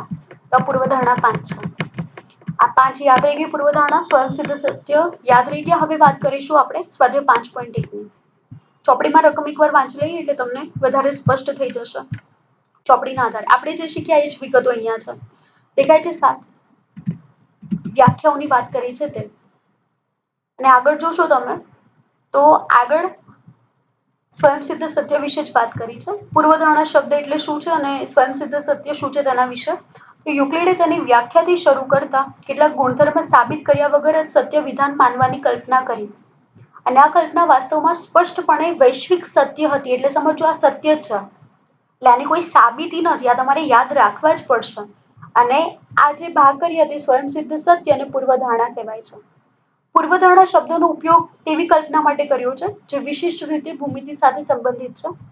બીજી તરફ એવી સામાન્ય સંકલ્પના છે જે સ્વયંસિદ્ધ સત્ય છે. જે હંમેશા ગણિતના પ્રયોગ કરાયો છે તે માત્ર ભૂમિતિ સાથે જ વિશેષ સંબંધ નથી ધરાવતો, પરંતુ ગણિત સાથે પણ સંબંધ ધરાવે છે. એટલે વિગતો રજૂ કરી હતી યુક્લિડે ભૂમિતિની, પણ તેનો સમાવેશ ગણિતમાં પણ થાય છે. સ્વયંસિદ્ધ સત્ય અને પૂર્વધારણાની વધારે જાણકારી પરિશિષ્ટ 1માં તમને આપેલી જ છે. અહીંયા આગળ રજૂઆત કરી છે તમને સ્વયંસિદ્ધ સત્યની, એટલે ધ્યાન આવી ગયું. સ્વયંસિદ્ધ આપણે ખબર છે ને, સનાતન સત્ય શબ્દ તમે સાંભળ્યો છે, ઇંગ્લિશમાં બહુ આવે છે. વર્તમાન કાળમાં સનાતન સત્ય હોય તો STS આવે ને એવું બધું તમે શીખી ગયા છો, બરોબર? તો જ્યારે પણ સૂરજનું ઉગવું, સૂરજ પૂર્વ દિશામાં ઉગે છે, પૃથ્વી ગોળ છે, તો આ બધા સનાતન સત્ય કહેવાય છે. આ જે છે એ શું છે? સ્વયંસિદ્ધ સત્ય છે, જે હંમેશા સ્વીકારવાના હોય છે. જેમાં જે આપણે 7 લીધા અહીંયા આગળ રજૂ કરેલા છે. ફરીથી એકવાર બોલું છું, તમે પણ જોડે જોડે યાદ કરી લો છો. એક વસ્તુને સમાન હોય તેવી વસ્તુ એકબીજાને સમાન થાય. સરખામાં સરખું ઉમેરીએ તો સરવાળા સરખા રહેશે. સરખામાંથી સરખું બાદ થાય તો બાદબાકી સરખી રહેશે. એકબીજા પર બંધ બેસતી આવતી વસ્તુઓ એકબીજાને સરખી રહે છે. આખું તેના ભાગ કરતા મોટું હોય છે. સરખી વસ્તુના બમણા એકબીજાને સમાન હોય. એક જ વસ્તુના અડધા એકબીજાને સમાન થાય. પેપરને અઘરું કરવું હોય તો એવું પૂછે કે 3 સ્વયંસિદ્ધ સત્યો જણાવો, એટલે તમારે યાદ રાખવા પડશે. આ હતી વાત સ્વયંસિદ્ધ સત્યની. આગળ વાત કરી છે બધી જ પૂર્વધારણાની, જે ઓલરેડી આપણે એક્સપ્લેન કરી દીધી છે આકૃતિ સાથે. એની જ રજૂઆત અહીંયા આગળ કરવામાં આવી છે 5 પૂર્વધારણાની. પૂર્વધારણાના પછી આવે છે સ્વાધ્યાય 5.1, જેના વિશે આપણે માહિતી મેળવવાની છે. 5.1માં દાખલો 1, જેમાં વિધાન સત્ય છે કે અસત્ય તે રજૂ કરવાનું છે. કયા સત્ય છે, કયા અસત્ય છે તે. આ પૂર્વધારણાના આધારે તમારે કહેવાનું છે. પૂર્વધારણા છે અને આ જે સ્વયંસિદ્ધ સત્ય છે, વ્યાખ્યાઓ છે તેના આધારે. પહેલું આપ્યું છે કે એક બિંદુમાંથી પસાર થતી માત્ર એક રેખા દોરી શકાય છે. સત્ય છે કે અસત્ય તે જણાવો અને એનું કારણ પણ આપવાનું છે. તો દેખજો, એક બિંદુમાંથી પસાર થતી માત્ર એક રેખા દોરી શકાય છે, તો આ વિધાન અસત્ય છે. કારણ કે એક બિંદુમાંથી પસાર થતી હોય તેવી અસંખ્ય રેખા દોરી શકાય છે. અહીંયા અમે આકૃતિ દોરીને એક્ઝામ્પલ પણ આપ્યું છે કે આ P બિંદુ છે વચ્ચોવચ અને જોઈ શકો છો કઈ રેખા છે, L પણ દોરાય છે, M પણ દોરાય છે, N પણ દોરાય છે અને P પણ દોરાય છે. આમ વિભિન્ન રેખા દોરી શકાય છે. આમ આ વિધાન અસત્ય થશે. બીજું આપેલું છે, બે ભિન્ન બિંદુઓમાંથી પસાર થતી અસંખ્ય રેખાઓ હોય છે. બે ભિન્ન બિંદુમાંથી પસાર થતી અસંખ્ય રેખાઓ હોય છે. તો આ વિધાન કેવું છે? અસત્ય છે. પૂર્વધારણા 1 મુજબ આ વિધાન વિરોધાભાસમાં આવે છે. કારણ કે અસંખ્ય રેખા હોય તો બે બિંદુઓ વચ્ચેનું અંતર માપી શકાશે નહીં. અસંખ્ય રેખા હશે તો એકબીજાની ઉપર આવી જશે તો આપણે માપ મેળવી શકીશું નહીં. બે બિંદુઓમાંથી પસાર થતી અસંખ્ય રેખા નથી, માત્ર એક જ રેખા પસાર થાય છે. પૂર્વધારણા 1 પ્રમાણે આવી ગયું છે. પૂર્વધારણા 5.1 માં પણ કે બે ભિન્ન બિંદુઓમાંથી માત્ર એક જ રેખા પસાર થશે, અસંખ્ય રેખા પસાર થઈ શકતી નથી. હવે વાત કરીએ છીએ ત્રીજા વિધાનની કે એક શાંત રેખા એટલે કઈ થઈ? શાંત રેખા એટલે રેખાખંડ થયો. યુક્લિડ રેખાખંડ શું કહેતા હતા? શાંત રેખા કહેતા હતા. યાદ રાખજો, એક માર્કમાં પૂછાશે કે શાંત રેખા ને યુક્લિડ જે શાંત રેખા કહે છે તેને અત્યારે આપણે શું કહીએ છીએ? તો રેખાખંડ કહીએ છીએ. એટલે અહીંયા ઘડી કઈ થશે? પૂર્વધારણા નંબર 2 કે શાંત રેખાને બંને તરફ અનિશ્ચિત રીતે લંબાવી શકાય છે. તો વાત કેવી છે? સાચી છે. પૂર્વધારણા 2 મુજબ આ વિધાન સત્ય છે, કારણ કે શાંત રેખાને અનંત સુધી પૂર્વધારણા 2 મુજબ લંબાવી શકાય છે. દેખાય છે? A અને B અને તેને લંબાવી શકાય છે. હવે ફોર્થ તમને આપ્યું છે, જો બે વર્તુળ સમાન છે તો તેની ત્રિજ્યાઓ પણ કેવી હશે? સમાન હશે. તો આ પણ તમને ખબર જ છે કેવું વિધાન છે? સાચું છે. કારણ કે બે વર્તુળની ત્રિજ્યા પણ કેવી થશે? સમાન જ થશે. જોઈ શકો છો, આકૃતિ દર્શાવી છે. 5 સેન્ટીમીટરનું વર્તુળ દોર્યું છે અને બી પણ કેટલા સેન્ટીમીટરનું દોર્યું છે? 5 સેન્ટીમીટરનું. તો ત્રિજ્યા કેવી છે? સમાન છે. તો વર્તુળ પણ કેવા થયા? સમાન જ થયા. હવે વાત કરીએ પાંચમી, જેમાં એક આકૃતિ દોરવામાં આવી છે. જોઈ શકો છો તમે. આકૃતિ 5.9 માં AB બરાબર PQ છે. PQ બરાબર XY છે. તો આપોઆપ શું થાય છે? AB બરાબર XY. તો વાત કેવી છે? સાચી જ છે વાત, બરોબર? AB બરાબર PQ, PQ બરાબર XY, તો આપોઆપ AB બરાબર XY થાય છે. તો વિધાન કેવું છે? સત્ય. મેં કારણ પણ રજૂ કર્યું છે, ધ્યાનથી જોજો. દાખલા જેવું ગણ્યું પણ છે, તમને ખ્યાલ આવે. આ વિધાન સત્ય છે, કારણ કે જો AB બરાબર PQ હોય તો AB અને PQ ના માપ કેવા થયા? સરખા થયા. PQ બરાબર XY હોય તો PQ અને XY ના માપ પણ કેવા થયા? સરખા થયા. તો આપોઆપ AB અને XY ના માપ પણ કેવા થયા? સરખા થયા. આથી AB બરાબર XY થાય. એક્ઝામ્પલ આપ્યું છે, જોઈ શકો છો. AB 5 સેન્ટીમીટર, PQ પણ 5 સેન્ટીમીટર છે અને XY પણ 5 સેન્ટીમીટર છે. તો AB બરાબર 5 સેન્ટીમીટર, PQ બરાબર 5 સેન્ટીમીટર, XY બરાબર 5 સેન્ટીમીટર. તો AB બરાબર PQ, PQ બરાબર XY, AB બરાબર પણ શું થશે? XY જ થશે. બરોબર? હવે વાત કરી છે વ્યાખ્યાની. યુક્લિડે જે રીતે રજૂઆત કરી છે એ રીતે તમારે પદોને વ્યાખ્યાયિત કરવાની છે. તમારે જાતે વ્યાખ્યા બનાવવાની છે. છે ઇઝી? અહીંયા આગળ એક સવાલ એવો પણ પૂછ્યો છે કે નીચે આપેલા પદોની વ્યાખ્યા આપો. શું તેના માટે કોઈ એવા પદ છે જે વ્યાખ્યાયિત કરવાની જરૂર છે?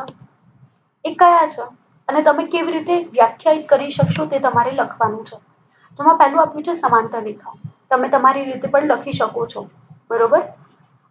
જે બે રેખાઓ એક જ સમતલમાં આવેલી હોય અને પરસ્પર એકબીજાને છેદે નહીં તેવી બે રેખાને શું બોલાશે? સમતલ રેખા. L અને M ઉદાહરણ તરીકે આપ્યું છે. બે રેખાઓ દોરી છે L અને M, એક જ સમતલમાં છે, જોઈ શકાય છે, એક જ સપાટી પર આવેલી છે અને પરસ્પર એકબીજાને છેદતી પણ નથી. તો આને શું કહેવાશે? સમાંતર રેખા. બરોબર? બીજી વ્યાખ્યા છે લંબ રેખાની. લંબ રેખા તમને ખબર જ છે. એકબીજાને લંબ હોય એટલે કે કાટખૂણે પરસ્પર છેદે તો તેને શું કહેવાશે? લંબ રેખા. જે અહીંયા રજૂ કરવામાં આવ્યું છે.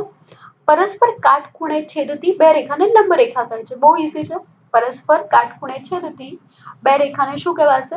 લંબ રેખા કહેવાશે. M અને N જોઈ શકાય છે, લંબ રેખા છે. આગળ વાત કરીએ છીએ રેખાખંડની. તમને લોકોને ખબર છે રેખાખંડ છે જેમાં રેખા બે અંત્ય બિંદુ ધરાવે છે, એ ભાગને શું કહેવાય? રેખાખંડ. જો ઓલરેડી એક્સપ્લેન કરી લીધું છે, ચોપડીમાં આની રજૂઆત કરી દીધી છે. તો વ્યાખ્યા કેવી બનશે? બે અંત્યબિંદુ ધરાવતો રેખાનો ભાગને રેખાખંડ કહે છે. જો રેખાનો શું છે? બે અંત્યબિંદુ. કોના આધારે? પૂર્વધારણા 2 ના આધારે. યાદ રાખજો, આ એક્ઝામમાં પૂછાઈ શકે છે. કોઈ પણ તમને આના સિવાય બહારની પણ કેટલાક પદો પૂછે, વ્યાખ્યાયિત કરવાના, એટલે જાતે શીખજો કેવી રીતે પદને વ્યાખ્યાયિત કરાય છે તે. વર્તુળની ત્રિજ્યા સાવ ઈઝી છે, ધ્યાન રાખજો. અહીં આગળ દોરીને પણ એક્સપ્લેન કર્યું છે.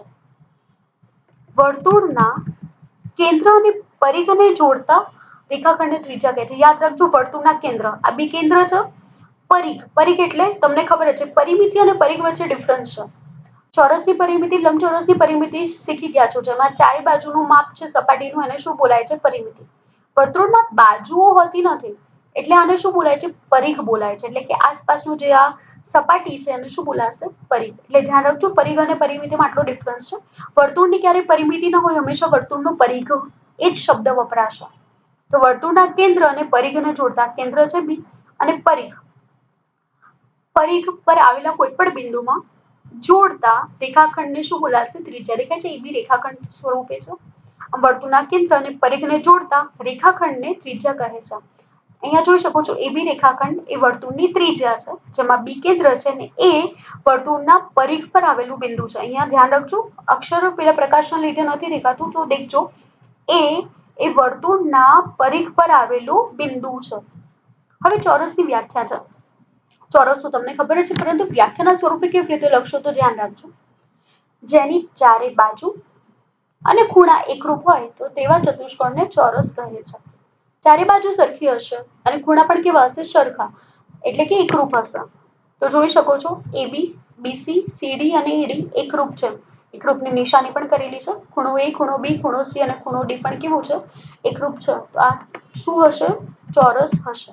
ખ્યાલ આવી ગયો? આ વાત કોની હતી? વ્યાખ્યાયિત કરેલા પદોની. હવે દાખલો 3 જોઈ લઈએ, જેમાં શું વિગતો છે. નીચે આપેલી બે પૂર્વધારણાનો વિચાર કરો અને આ પૂર્વધારણામાં કોઈ અવ્યાખ્યાયિત પદ છે તે તમારે લખવાનું છે. શું આ પૂર્વધારણા સુસંગત છે? શું આ પૂર્વધારણાઓ યુક્લિડની પૂર્વધારણામાંથી મળે છે? તે સ્પષ્ટ કરવાનું છે.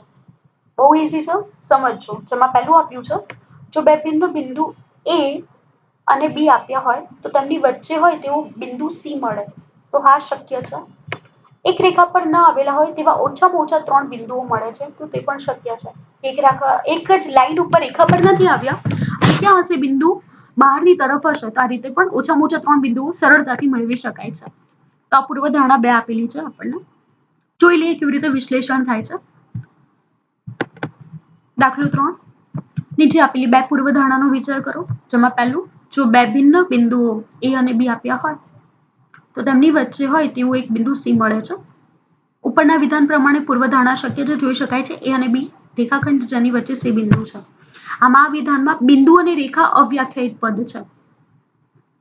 વ્યાખ્યાયિત પદ કોને કહેવાય? તો જેની વ્યાખ્યા બને એને વ્યાખ્યાયિત પદ કહેવાય. જેમ કે લંબરેખા, રેખાખંડ. બિંદુની કોઈ વ્યાખ્યા નથી, રેખાની પણ કોઈ વ્યાખ્યા નથી, એટલે આ કેવું પદ છે? અવ્યાખ્યાયિત પદ છે.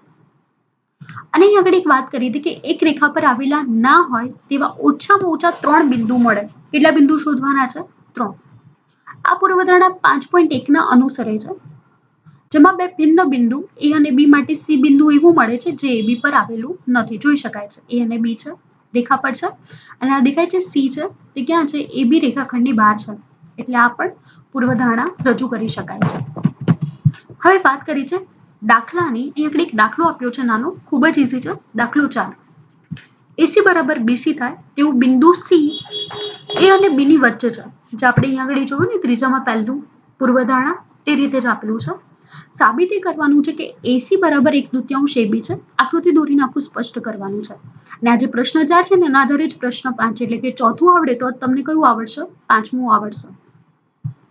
વાત કરી લઈએ તો અહીંયા આગળ એવી રજૂઆત છે દાખલા 4માં કે એસી બરાબર બીસી થાય તેવું બિંદુ સી લેવાનું છે અને તે એ અને બી ની વચ્ચે હોય તો સાબિત કરો એસી બરાબર 1/2 એબી થાય છે. હવે દેખો મેં આગળ બિંદુ લીધું છે, જોઈ શકાય છે આકૃતિમાં. એબી રેખાખંડ છે, વચ્ચોવચ્ચ મેં સી લીધું છે. આમ સી બિંદુ એ અને બી નું મધ્ય બિંદુ થાય છે, જે એબી ના સરખા ભાગ કરે છે. જોઈ શકાય છે એબી નો સરખો ભાગ કયો થાય છે? તો એસી અને સીબી, બરોબર. અર્થાત બીસી. તમે એ રીતે પણ બોલી શકો છો. આમ એસી બરાબર બીસી થાય છે. સી મધ્ય બિંદુ છે, વચ્ચોવચ ભાગ કરે છે. આથી એસી બરાબર બીસી થયું. હવે તમારે આખું એબી નું માપ શોધવું હોય તો તમે શું કરી શકો? એસી વત્તા બીસી કરી શકો તો આપોઆપ તમને કોનું આખું માપ મળશે? એબી નું.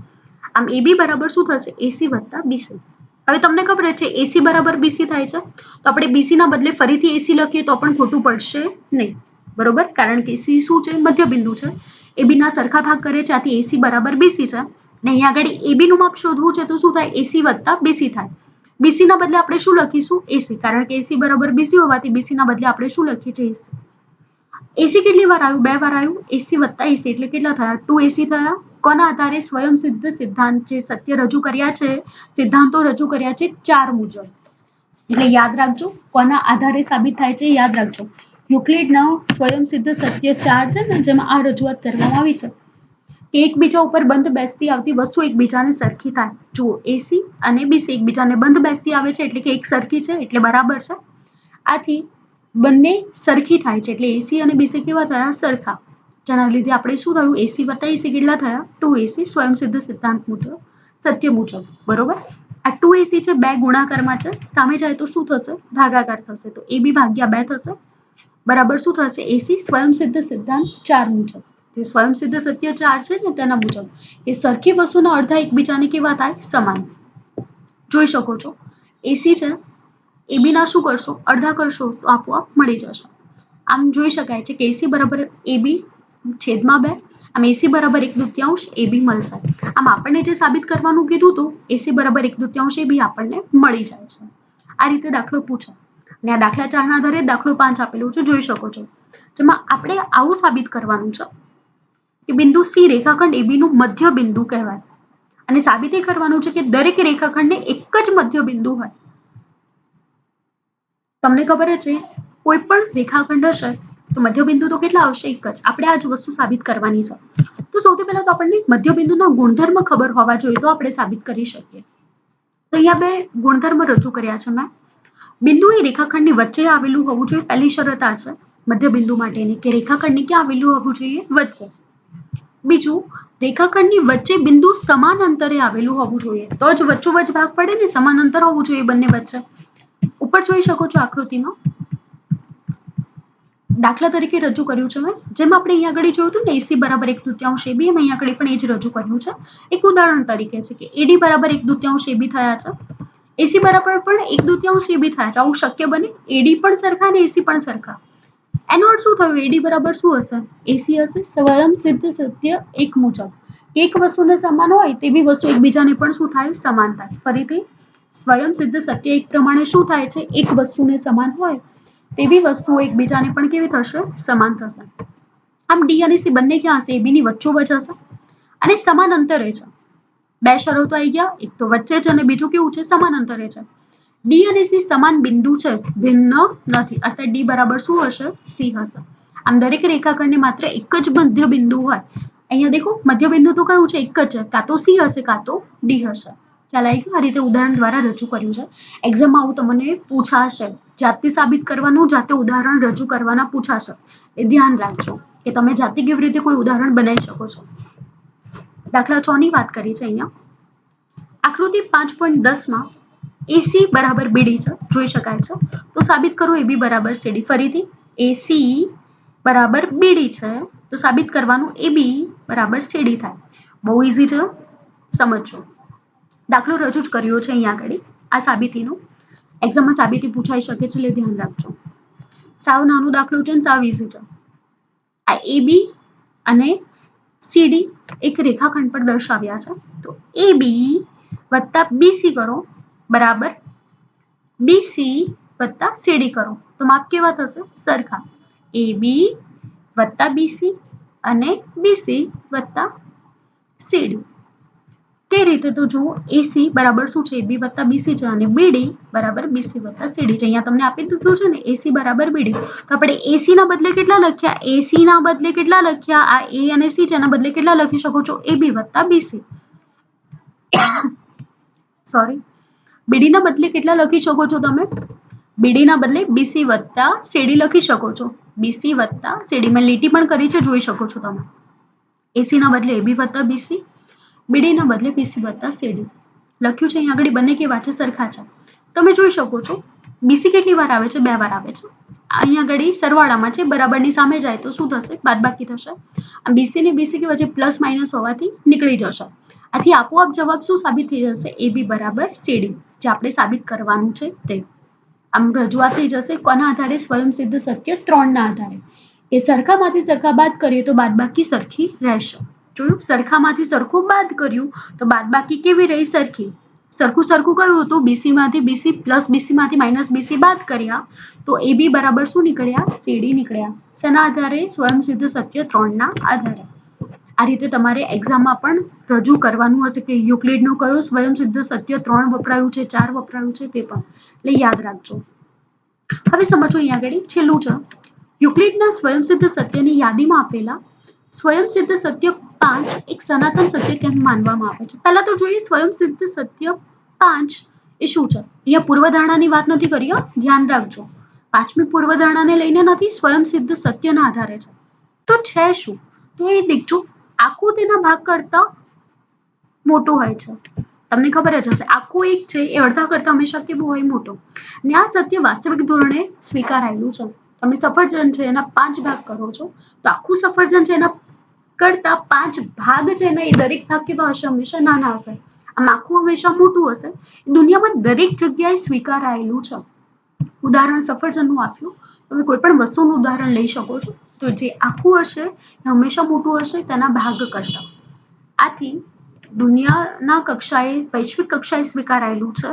આથી આ સનાતન સત્ય માનવામાં આવે છે. ખ્યાલ આવી ગયો? અહીંયા આગળ આપણું સ્વાધ્યાય 5.1 પૂરું થાય છે. વાત કરીએ 5.2 ની. બહુ જ ઇઝી છે. યુક્લિડના નિયમમાં બહુ જ અગત્યનું છે. પાંચમી પૂર્વધારણાના સમકક્ષ વિધાનો આપેલા છે, જેમાં પ્લેફેરની પૂર્વધારણા રજૂ કરવામાં આવી છે. આ જે પ્લેફેરની પૂર્વધારણા રજૂ કરવામાં આવી છે ને, એ ખાસ યાદ રાખજો. એક્ઝામમાં સૌથી વધારે કન્ફ્યુઝન ક્રિએટ કરશે તો આ પૂર્વધારણા કરશે. અને અહીંયા આગળ એક વિરોધાભાસ છે યુક્લિડનું, કે યુક્લિડની જેટલા પણ નિયમો છે ને ખાલી સમતલ માટે રજૂ થયા છે, વક્ર સપાટીમાં સાબિત થતા નથી, નિષ્ફળ જાય છે. તો 1 માર્કમાં પૂછાય કે યુક્લિડના ભૂમિતિના નિયમો શેમાં નિષ્ફળ જાય છે? તો વક્ર સપાટીમાં તે નિષ્ફળ જાય છે. યાદ રાખજો. એટલે અહીંયા આગળ આ ખરા ખોટામાં પૂછાઈ શકે. પૂર્વધારણાની વાત કરી લઈએ. પાંચમી પૂર્વધારણા તો જેમાં એવી રજૂઆત કરી છે અને એના આધારે જ પ્લેફેરની પૂર્વધારણા છે. બંનેનું મિનિંગ એક જ થાય છે, એટલે એવું ના વિચારતા કે બંને અલગ અલગ છે.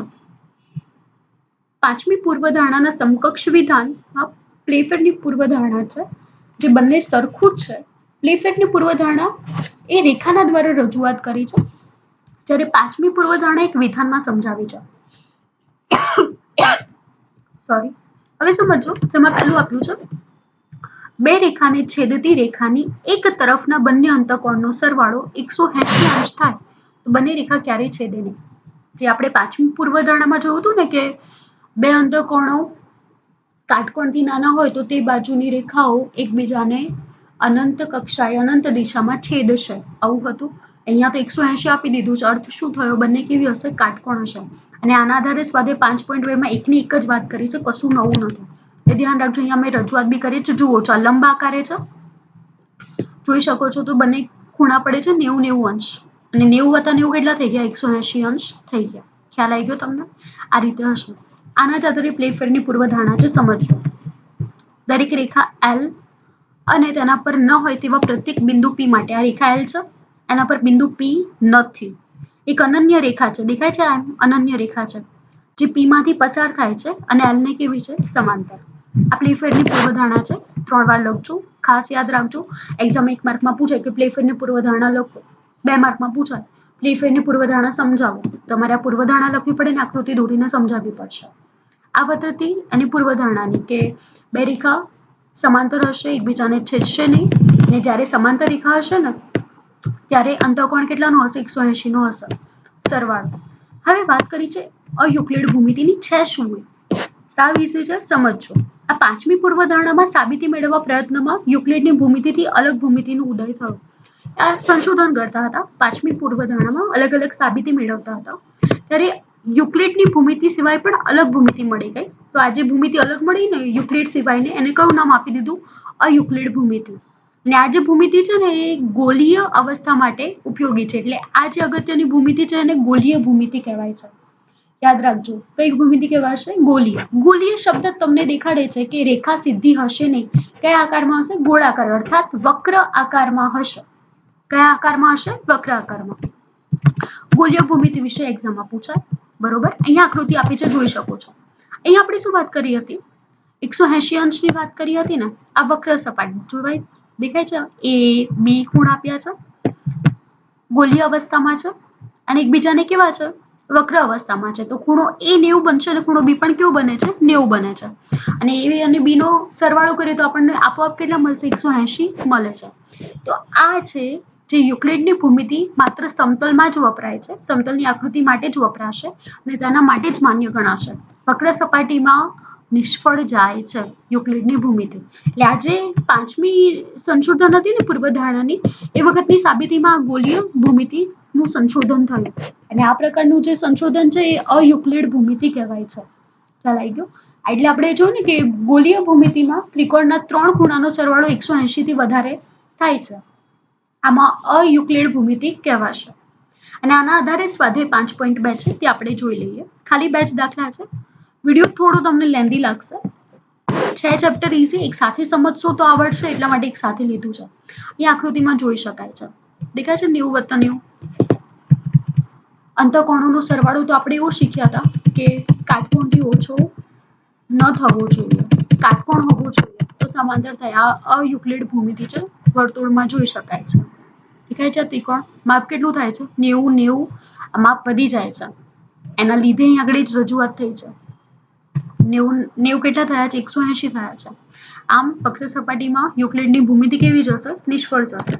5મી પૂર્વધારણાના સંશોધન વખતે અયુક્લિડ ભૂમિતિનો વિકાસ થયો. અને યુક્લિડની ભૂમિતિ ખાલી સમતલમાં જ બનતી આકૃતિ માટે માન્ય છે, બીજામાં માન્ય નથી. એ પણ યાદ રાખજો. જે આપણે વાત કરી હતી 5.2 ની, ખાલી 2 જ વસ્તુ છે જેમાં આ પૂર્વધારણાને જ રજૂ કરવાની છે. જો ઓલરેડી આપણે અત્યારે શીખ્યા એ જ રજૂ કરવાની છે કે યુક્લિડની 5મી પૂર્વધારણાને સરળતાથી સમજી શકાય તેને કેવી રીતે લખશો?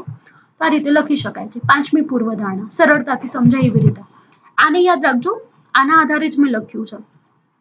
બે રેખાને છેદતી રેખાની એક તરફના બંને અંતઃકોણનો સરવાળો 180 અંશ થાય તો બંને રેખા ક્યારેય છેદી ન શકે. આ જ પૂર્વધારણા અહીંયા સમજાય છે કે રેખા પી અને ક્યુ દોરી છે, જોઈ શકાય છે. એલ શું કરે છે? છેદે છે. અને તેમાં અંતઃકોણ છે, બંને કાટખૂણા દર્શાવે છે. દેખાય છે તમને? એરો જાય છે ત્યાં જોજો, બંને કાટખૂણા છે. આમ એક બાજુના બે અંતઃકોણોનો સરવાળો કેટલો થયો? 180 અંશ. તો આ પી અને ક્યુ એકબીજાને કેવી થશે? સમાંતર રેખા બનશે. બીજો સવાલ છે કે શું યુક્લિડની 5મી પૂર્વધારણા પરથી સમાંતર રેખાનું અસ્તિત્વ નક્કી થાય છે? તો હા, થાય છે. દેખાય જ છે ને, અહીંયા જોઈ શકો છો. આની આ જ વાત અહીંયા આગળ કરેલી છે, કશું જ નવું નથી.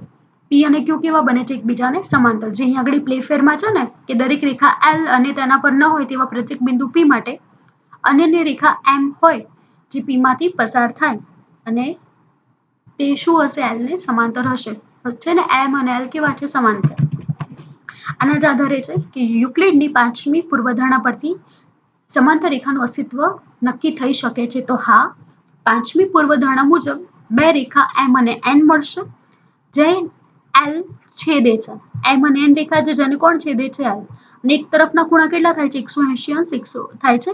આ દેખો, એક તરફના બંને ખૂણા પી અને ક્યુ છે. ખૂણો પી 90 અંશ, ક્યુ 90 અંશ થાય છે. અને બંનેનો સરવાળો અંતઃકોણનો કેટલો થયો? 180 અંશ થયો. જેનાથી એમ અને એન કેવા થશે? એકબીજાને છેદશે નહીં. એમ અને એન રેખા એલ ને છેદશે નહીં. એકબીજાને કેવી થશે? સમાંતર હશે. ખૂણો પી અને ક્યુ બંને કાટખૂણા છે, અંતઃકોણ છે. 90 + 90 180 અંશ થશે, જેથી નક્કી કરી શકાશે. આમ અહીંયા ઘડી આ 5મું ગણિતનું આખું ચેપ્ટર પૂરું થાય છે. ઘણું બધું સમજવાનું છે, શીખવાનું છે. ખાસ કરીને પૂર્વધારણા, સ્વયંસિદ્ધ જે સત્ય રજૂ કર્યા છે, જેને સિદ્ધાંત હું બોલું છું, આ જે સિદ્ધાંત છે, જે સત્ય છે, એને ખાસ કરજો. ખાલી જગ્યામાં પૂછાય, 1 માર્કમાં પૂછાય એના માટે. અને આ જે સત્ય છે એ સાબિતીમાં લખવા માટે પણ ઉપયોગી થશે એના માટે. વારે ઘડીએ એકનો એક વિડીયો ફરીથી જોજો અને હું જેટલી પણ વાર બોલી છું જોડે જોડે બોલતા રહેજો, એટલે આપોઆપ તમને યાદ રહી જશે. બધું જ 2-2 વાર તમારે લખવાનું છે. અહીંયા આગળ આ 5મું ચેપ્ટર પૂરું થાય છે, વિડીયો પૂરો થાય છે. જે પણ કંઈ ખબર ના પડે મને પૂછી લેજો.